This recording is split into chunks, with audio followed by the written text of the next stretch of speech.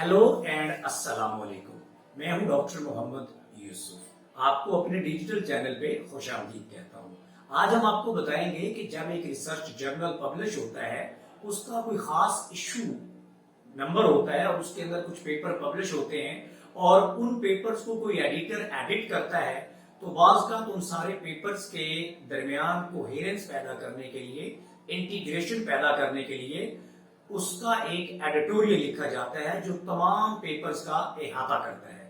अगर आप एडिटोरियल को अपनी रिसर्च के अंदर साइट करना चाहते हैं तो उसका हवाला कैसे बनाते हैं, आज हम आपको ये बताएंगे। जी वेलकम बैक नाजरीन। आज हमारा मौजू है कि जब एक जर्नल आर्टिकल के अंदर एक एडिटोरियल लिखा जाता है तो उसका हवाला कैसे बनाते हैं।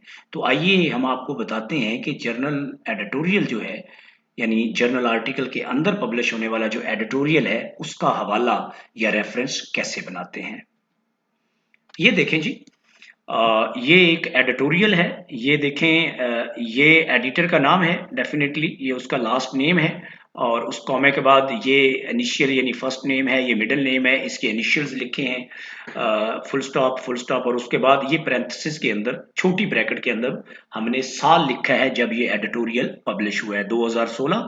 उसके बाद फुल स्टॉप लगाया है, उसके बाद स्टडी अब्रॉड प्रोग्राम्स, ये टाइटल है जी एडिटोरियल का। और फिर हमने ये देखें बड़ी ब्रैकेट्स के अंदर एडिटोरियल लिख दिया। इसका मतलब है हमने आइडेंटिफाई कर दिया है कि स्टडी अब्रॉड प्रोग्राम्स जो है ये एडिटोरियल है।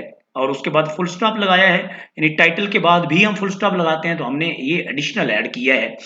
तो फुल स्टॉप आया, उसके बाद जर्नल ऑफ ट्रांसकल्चरल नर्सिंग, ये वो जर्नल है जिसके अंदर स्टडी अब्रॉड प्रोग्राम्स एडिटोरियल जो है वो लिखा गया है।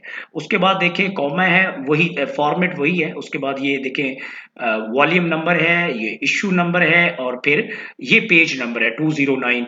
यानी आप देखें एक ही पेज है तो इसके में एडिटोरियल चूंकि शॉर्ट ब्रीफ लिखे जाते हैं ना, ज्यादा पेजेस के नहीं होते। मैक्सिमम हो सकता है कि कोई एडिटोरियल 2 पेजेस पे चला जाए, otherwise most of the editorial जो रिसर्च जर्नल के अंदर एडिटर लिखते हैं वो 1 पेज पे होते हैं। और ये एडिटोरियल लिखने का मकसद ये होता है कि फर्ज करें एक इशू के अंदर 10 पेपर पब्लिश हुए हैं।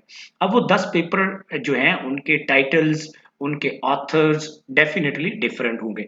अब एडिटर क्या करता है कि वो एक एडिटोरियल लिख के उस इशू का जो थीम होता है, मेन थीम, उसके अंदर उन सब पेपर्स को इंटीग्रेट करने की कोशिश करता है, कोहेरेंस पैदा करने की कोशिश करता है कि बुनियादी तौर पे वो जो इशू है उसका मकसद क्या है और फिर उस इशू के अंदर जो पेपर पब्लिश हुए हैं वो किस तरह से एक दूसरे से मुख्तलिफ भी हैं और एक दूसरे से कनेक्टेड और रिलेटेड भी हैं। और उसके बाद देखें आप, ये फुल स्टॉप लगा है, फुल स्टॉप के बाद ये DOI नंबर है, ये हमने पेस्ट कर दिया, वैसे का वैसा लगा हुआ है। तो DOI नंबर जो हमें बताता है कि क्या चीज़ है। उसके बाद आप इस एडिटोरियल का जो 2 चीज़ें हैं, यानी आप, पहली बात मैं आपको बताता हूँ, ये देखिए अगर ये एडिटर ना हो, ऑथर भी हो, तो आप देखिए बाकी सारा फॉर्मेट वही है, सिर्फ यहाँ पे हमने एडिटोरियल एडिशनल ऐड किया है और यहाँ पे हमने एडिटर का नाम एडिशनल जो है वो ऐड किया है। अगर हम ये ऐड ना करते तो ये वैसा ही रेफरेंस बना है जैसे एक रिसर्च आर्टिकल के लिए हम रेफरेंस बनाते हैं। इसमें एडिशनल चीज क्या है कि ऑथर की नाम की जगह हमने एडिटर का नाम लिखा है और यहाँ टाइटल के बाद हमने एडिटोरियल ऐड किया है कि ये वाला जो टाइटल है ये एडिटोरियल का टाइटल है। ठीक है, ये जर्नल आप देखें वैसे का वैसे ही है। इसी तरह फिर इनको इसको साइट करने के वही 2 तरीके हैं जो हम आमतौर पे करते हैं बात। पैरेंथेटिकल साइटेशन है और नैरेटिव साइटेशन है। इसमें एक चीज जो रहेगी जो मैंने आपको बतानी है वो जरा आप गौर कीजिएगा, वो ये है, मैं इसको जरा स्किप करता हूं ताकि मैं इस पे लिख सकूं। ये जो बात है, ये वाला जर्नल, इसको हमने इटैलिक करना है। ये मैं इसको इटैलिक करना भूल गया था, ये मैंने आपके सामने इटैलिक कर दिया है। तो अब ये रेफरेंस जो है ये मुकम्मल हो गया। आप देखें कि जर्नल ऑफ ट्रांसकल्चरल नर्सिंग ये इटैलिक है और बाकी फॉर्मेट देखें, ये अब एडिटर है, ये एडिटोरियल का टाइटल है और ये जर्नल इटैलिक है, वॉल्यूम है, इशू है, पेज नंबर है और DOI नंबर है। और ये जब इसको हम साइट करेंगे तो हम इसको 2 तरह से कर सकते हैं। पैरेंथेटिकल साइटेशन है कि हम आर्गुमेंट पहले लिखें, चाहे वो आर्गुमेंट हम कोट इन कोट की शक्ल में लिखें या पैराफ्रेज करके लिखें। उसके बाद अगर हम हवाला देते हैं तो वो जो है उसको हम प्रिंथेटिकल स्टाइल कहते हैं, जैसे ये है। लेकिन अगर हम नैरेटिव साइटेशन यूज करना चाहते हैं तो पहले हम ऑथर लिखते हैं और फिर साल लिखते हैं, उसके बाद आर्गुमेंट लिखते हैं। अब आर्गुमेंट जो है वो हम कोट इन कोट की फॉर्म यानी एज इट इज लेके इनवर्टेड कॉमास की शक्ल में भी लिख सकते हैं या पैराफ्रेज भी कर सकते हैं, दोनों काम कर सकते हैं। लेकिन सिर्फ फर्क इसमें और इसमें ये है कि नैरेटिव साइटेशन के अंदर पहले हम ऑथर और साल को लाते हैं और उसके बाद आर्गुमेंट लिखते हैं, उसको नरेट करते हैं। जबकि प्रिंथेटिकल साइटेशन में पहले हम आर्गुमेंट को, चाहे वो कोट इन कोट हो या पैराफ्रेज किया हुआ हो, उसको लिखते हैं और उसके बाद जो है वो हम हवाला देते हैं पैरेंथेसिस के अंदर। That's why we call it parenthetical citation.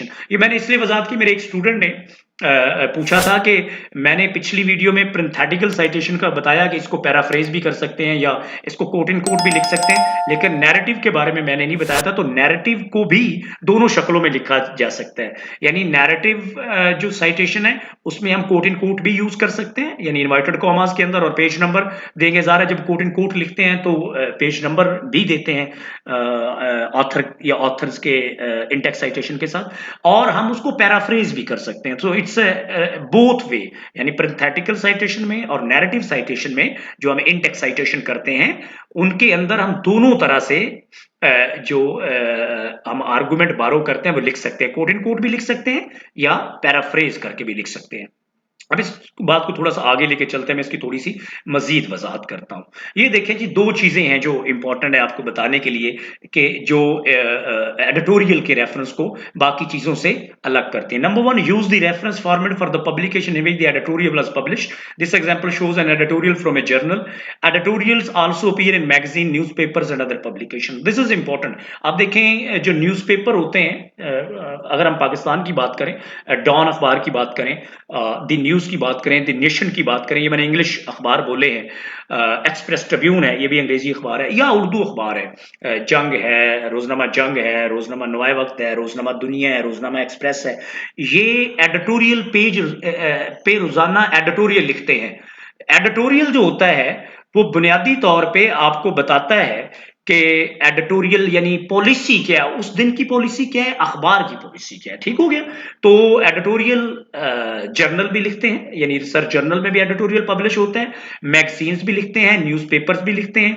और इसके दूसरा जो पॉइंट इंपॉर्टेंट है, इंक्लूड द नोटेशन एडिटोरियल, यानी जैसा हमने पिछले सफे पे मैंने आपको बताया, ये देखें हमने टाइटल के साथ, एडिटोरियल के टाइटल के साथ यहां पे बड़ी ब्रैकेट के अंदर एडिटोरियल लिखा, इस बात को इंश्योर करने के लिए कि ये एडिटोरियल है।